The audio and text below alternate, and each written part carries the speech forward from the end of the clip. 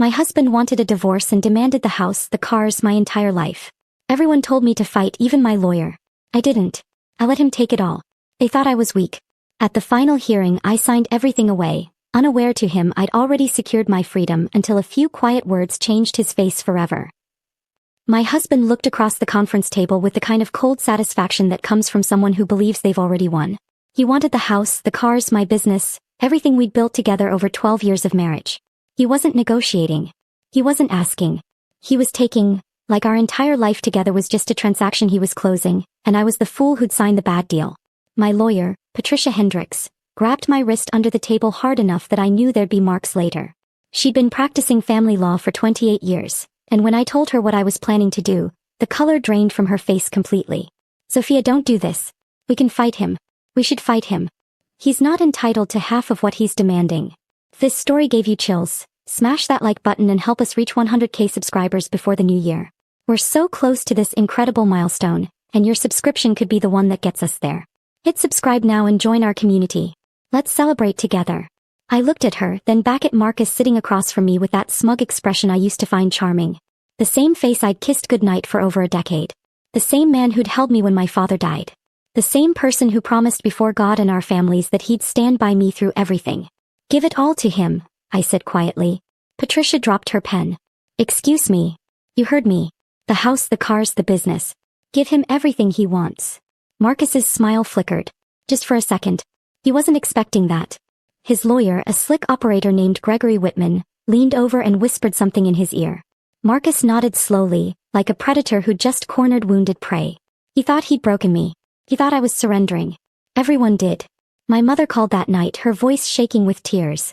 Elena Cortez had raised 3 daughters on her own after my father passed from cancer. She'd worked double shifts as a hospital administrator, sacrificed everything so my sisters and I could have futures. Now she was watching her youngest daughter hand over her entire life to a man who didn't deserve a single second of it.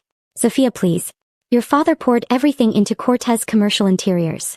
You can't just give it away. You can't. Mom, I need you to trust me. Trust you? Mija, you're not thinking straight. You're hurt. You're angry. Let me call your sisters. Let us help you. I'm not angry, Mom, I said, and I meant it. Not anymore. And I promise you, I know exactly what I'm doing. She didn't believe me. I could hear it in her silence, that tremor of fear that her daughter had finally snapped under the weight of betrayal. My older sister Isabella showed up at my apartment the next morning. She's a defense attorney, sharp as broken glass, protective to a fault. She'd never liked Marcus, made that clear from the day I introduced them. But she kept quiet for 12 years because she loved me and respected my choices. She didn't keep quiet that day. You're telling me you're going to let him walk away with everything? The business Dad started? The house we helped you renovate? You're just going to hand it over? Yes. Why? I pulled out a folder, thick, bursting with documents, bank statements, invoices, emails, canceled checks. I slid it across my kitchen table. Because he doesn't know what he's really taking. Isabella opened the folder. He read the first page, then the second. By the 5th page, her jaw was set and her hands were trembling. Is this real? Every word. And he has no idea I found it. Not a clue. Not one. She closed the folder and looked at me, really looked at me, for the first time since this nightmare started. Then she smiled. Little sister, you might be the most dangerous woman I've ever met. See, everyone thought I was broken. They thought I'd given up. They saw a woman who walked into divorce proceedings and waved the white flag without throwing a single punch. But they didn't know what I knew. They didn't see what I'd found buried in 4 years of financial records. They didn't understand that sometimes the best way to win isn't to fight harder. It's to step aside and let your enemy walk straight into the trap they built for themselves. So when I walked into that courtroom for the final hearing, I wasn't nervous. I wasn't scared. I wasn't defeated. I was patient. My name is Sophia Cortez. And this is the story of how I lost everything to win it all back. I grew up in Phoenix, Arizona, in a neighborhood where people knew your name and your business. My father, Antonio Cortez, was an interior designer who specialized in commercial spaces, hotels, restaurants, corporate offices. He started Cortez Commercial Interiors in 1985, working out of our converted garage with nothing but a drafting table, a phone line, and a vision that most people thought was insane. By the time I was 10, I was helping him pick fabric swatches and color palettes. By 16, I could read architectural blueprints better than most contractors. I loved the work. Loved transforming cold, empty spaces into environments where people wanted to be. My sisters went different directions. Isabella became a lawyer. Carmen became a pediatrician. But me, I stayed with Dad's company. I loved creating something beautiful with my hands, solving design problems other people walked away from. Dad died of pancreatic cancer when I was 28. Found out in March, gone by August. The doctors said it was aggressive, said there was nothing they could do. I held his hand in hospice while he made me promise to keep the business alive. Don't let it die with me, Mija. You've got the eye. You've got the heart. Promise me. I promised. He left me Cortez Commercial Interiors, 8 employees, a solid reputation in the Southwest, and a legacy I swore I would protect with everything I had. I met Marcus 3 years before Dad passed. He was working as a project manager for a construction firm we were partnering with on a boutique hotel renovation in Scottsdale. He had this confidence that filled a room, made you believe he could solve any problem. He made me laugh when I was drowning in work stress, made me feel like I was more than just my father's daughter. We dated for 18 months, got married at a small vineyard outside Sedona. My mother cried happy tears. Isabella gave a toast that had everyone in stitches. Marcus looked at me during our first dance like I was his entire world. For a while I believed I was. We didn't have children. I'd thrown myself into growing the business and Marcus said he wasn't ready. Let's build our empire first, he'd say. Kids can come later. Those were good years. Hard years but good ones. I worked 50 to 60 hours a week expanding the company. We landed bigger contracts. Luxury condos, high-end restaurants, corporate headquarters. I wasn't getting rich but I was building something that made Dad proud wherever he was.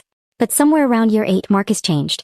It happened slowly like a foundation settling unevenly. You don't notice until cracks start appearing in the walls. He stopped asking about my projects. He started complaining about our house, even though we'd spent a year renovating it exactly how he wanted. He wanted a bigger place, newer cars, vacations to places we couldn't quite afford yet. Everyone else is moving up, Sophia. Why are we stuck in neutral? We're not stuck. We're building something sustainable. Building what? This. He gestured around our living room like it was a prison. You signed up for this life. You signed up for me. He didn't answer. He just walked to the bedroom and shut the door. I told myself it was stress. I convinced myself that if I just worked harder, landed bigger clients, made more money, things would get better. They didn't. He quit his project management job, said he wanted to focus on our future. But our future seemed to involve him playing golf 4 times a week and spending hours on his phone while I worked 12-hour days. That's when I hired Ethan Caldwell. I needed help with the business financials. The company had grown too complex for me to manage the books alone. A colleague recommended Ethan, said he was brilliant with numbers, trustworthy, professional. Ethan showed up to our first meeting in a tailored suit with a portfolio full of success stories. He talked about optimization and growth strategies and efficiency models. He made me feel like I'd been leaving money on the table my whole career, but he could fix it. So I gave him access to everything, every bank account, every contract, every financial record Cortez Commercial Interiors had ever produced. Looking back, I can see how reckless that was. But I was exhausted. I was trying to save my marriage. I was trying to honor my father's legacy. I didn't have energy left to question a man who came with glowing references. Ethan started coming to the house for dinner meetings. Marcus loved him. They'd talk sports, investments, business philosophy. Marcus laughed more at Ethan's jokes than he'd laughed at anything I'd said in months. The signs were everywhere but I was blind. My mother tried to warn me. Elena Cortez doesn't speak without purpose, so when she pulled me aside after Sunday dinner one evening, I should have listened. Something's not right, Mija. The way Marcus looks at you now, it's like you're a stranger. And that accountant of yours.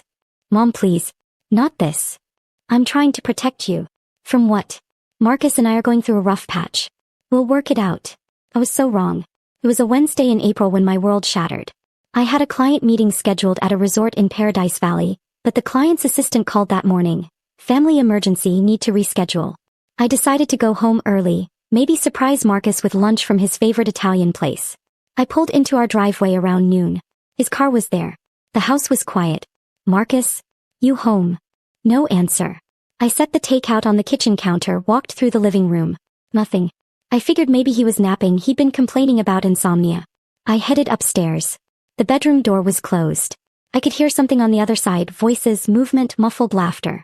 My heart started racing before my brain understood why. I pushed open that door. And there they were. Marcus and Ethan Caldwell. In our bed. In our house. In the room where I'd cried myself to sleep more nights than I could count. Time stopped. I couldn't breathe.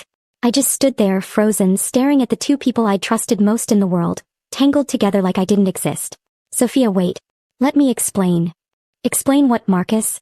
Explain how long you've been sleeping with our accountant. Ethan was scrambling for his clothes, wouldn't meet my eyes. How long? I asked again. Marcus pulled the sheet around himself. About 2 years. 2 years. 24 months of lies. Of anniversary dinners and birthday celebrations and promises while he was destroying everything behind my back. Get out of my house. Sophia, let's talk about this rationally, Ethan said, moving toward the door. Business is business. I stepped in front of him. I'm 5'4", but in that moment I felt 10 feet tall. Business? You've eaten at my table. You've given me advice on my father's company.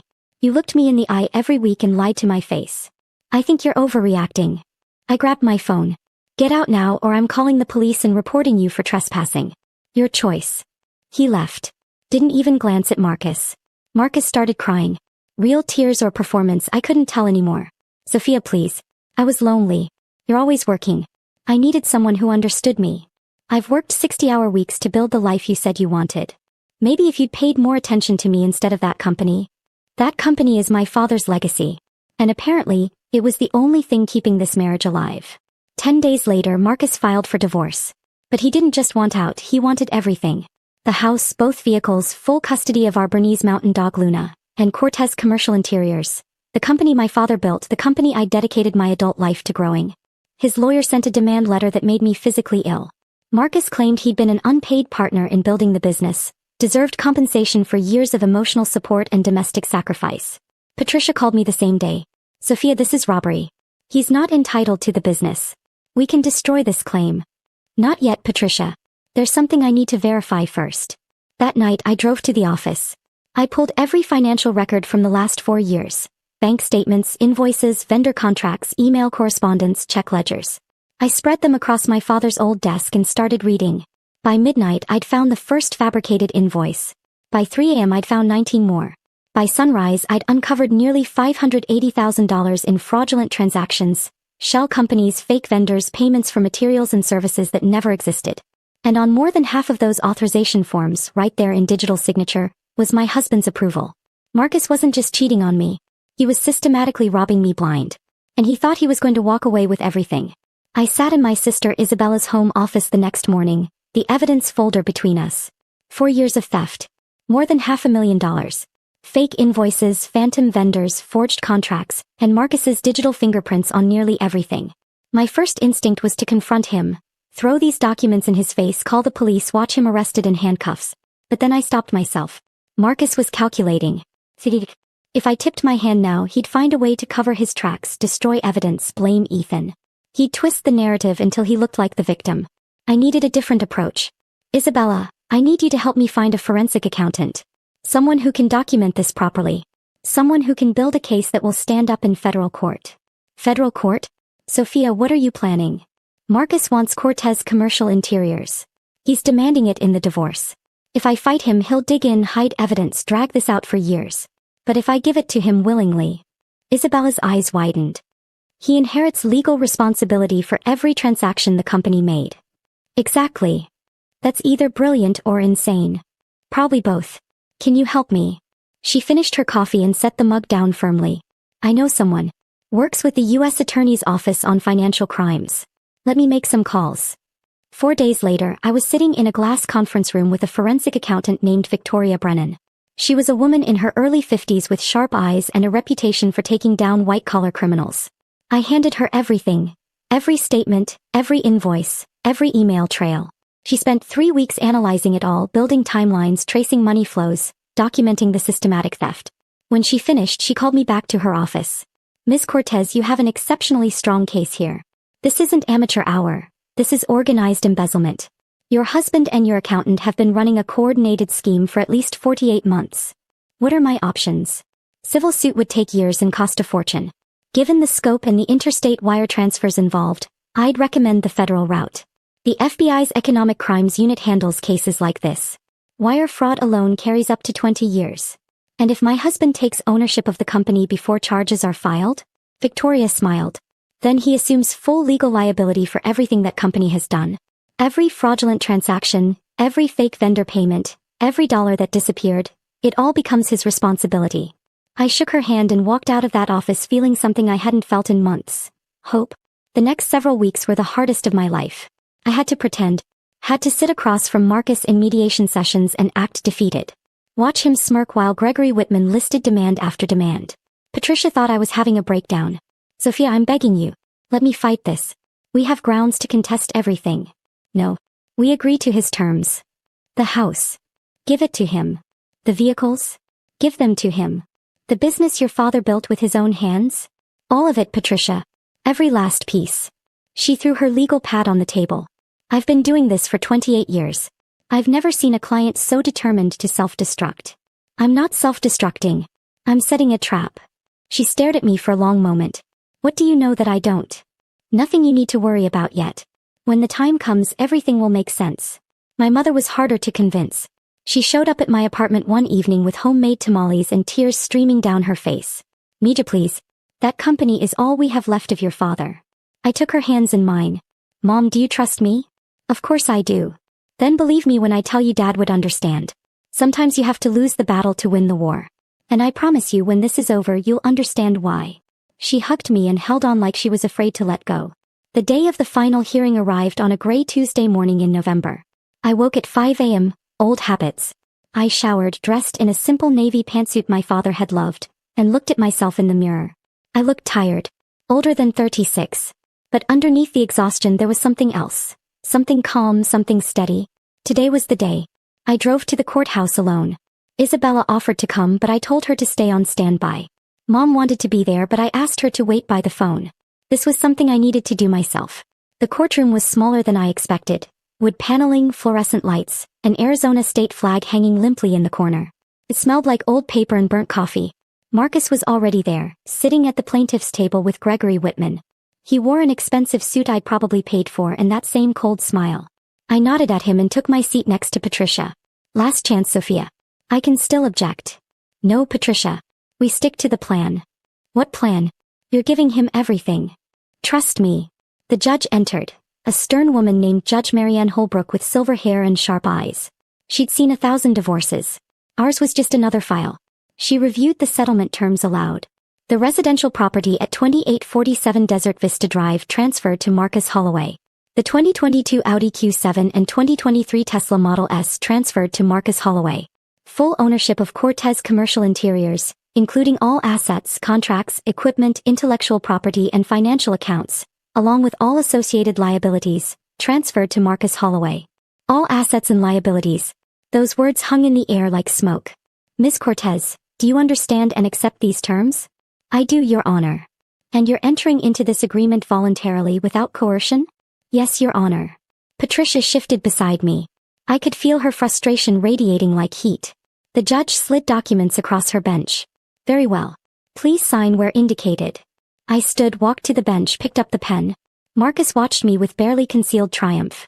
He thought he'd won. Thought he'd broken me so completely I didn't have strength left to fight. I signed my name on every page. Steady hand. Clear signature. No hesitation. When I finished, I turned and looked at Marcus one last time. He was already whispering to Gregory, probably planning how to liquidate my father's company for maximum profit. I returned to my seat.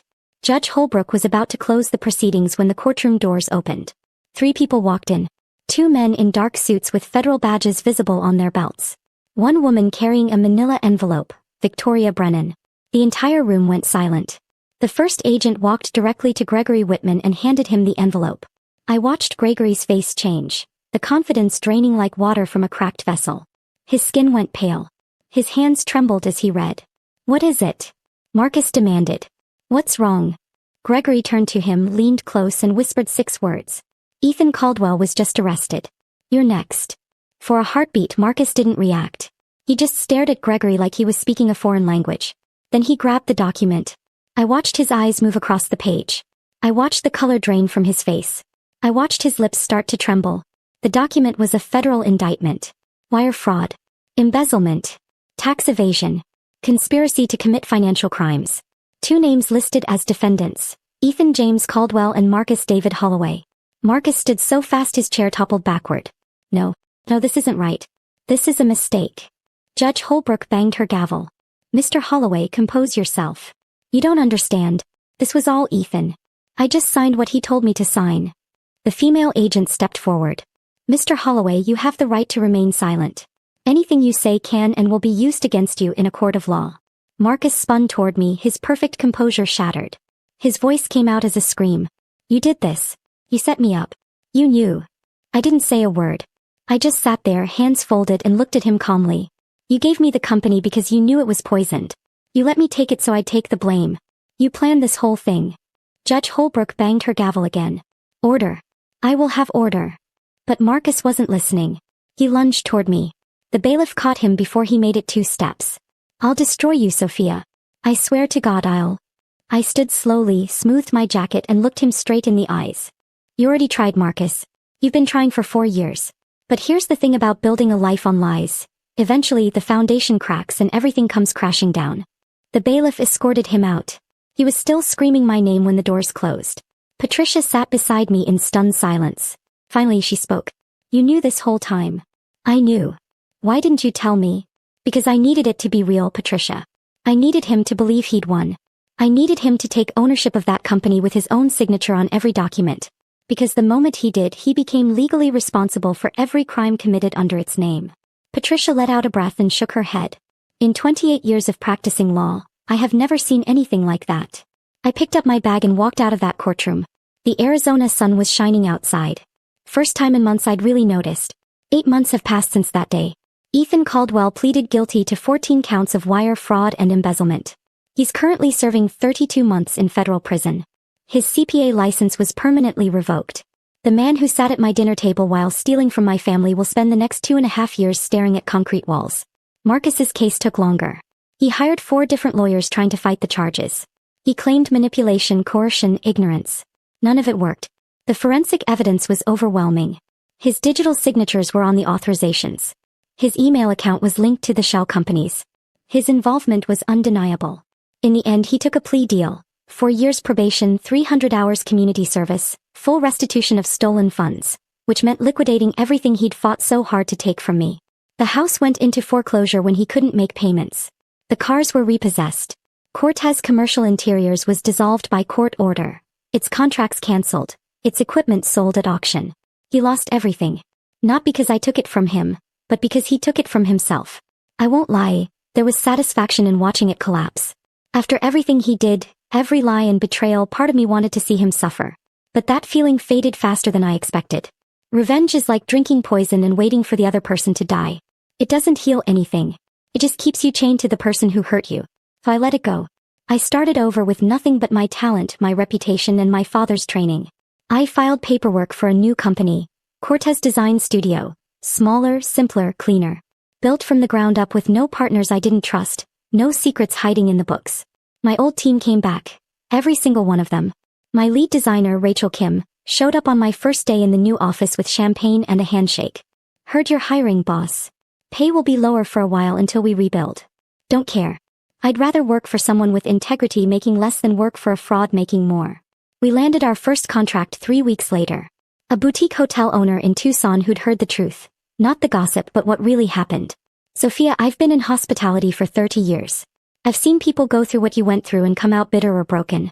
You came out standing. That tells me everything I need to know about your character. That one call led to 5 more. Within 6 months, Cortez Design Studio had more work than I could handle. I hired 3 new designers and leased a second office space. My mother cried when she saw the new studio. She stood in the doorway with her hand over her heart, looking at the sign I'd hung above the entrance. Your father would be so proud, Mija. I hope so, Mom. I know so. You did what he always taught you. You stayed honest, you stayed patient, and you let the truth do the work. Isabella comes by every Sunday now. We sit on Mom's patio, drink wine, and watch the desert sunset. Sometimes we talk, sometimes we don't. Either way, it feels like home. Looking back, I learned something profound through all this. Strength isn't about fighting every battle. It's about knowing which battles to fight, and which ones to let go. It's about trusting that the truth will surface, even when lies seem to be winning. It's about protecting your peace, your integrity, and the people who matter most. My husband wanted everything. I gave it to him. Every lie. Every stolen dollar. Every consequence he'd earned. He thought he was taking my future. But all he took was his own. Me. I'm still here. Still creating. Still standing. Because some things can't be stolen. Character, integrity, the love of your family, the respect of good people. Those things have to be earned. And once you earn them, no one can take them away. If you're going through something hard right now, if someone has betrayed you, broken your trust, made you feel like you've lost everything, I want you to hear this. You haven't lost. Not yet. Not ever. As long as you stay true to who you are, as long as you keep moving forward with honesty and patience, you will find your way through. The storm doesn't last forever. But the person you become while weathering it stays with you for the rest of your life. My name is Sophia Cortez. And that's my story. If this story of strategic justice had you on the edge of your seat, hit that like button right now. My favorite part was when Sophia signed everything away, knowing exactly what trap she'd set. What was your favorite moment? Drop it in the comments below. Don't miss more thrilling stories like this. Subscribe and hit that notification bell so you never miss an upload.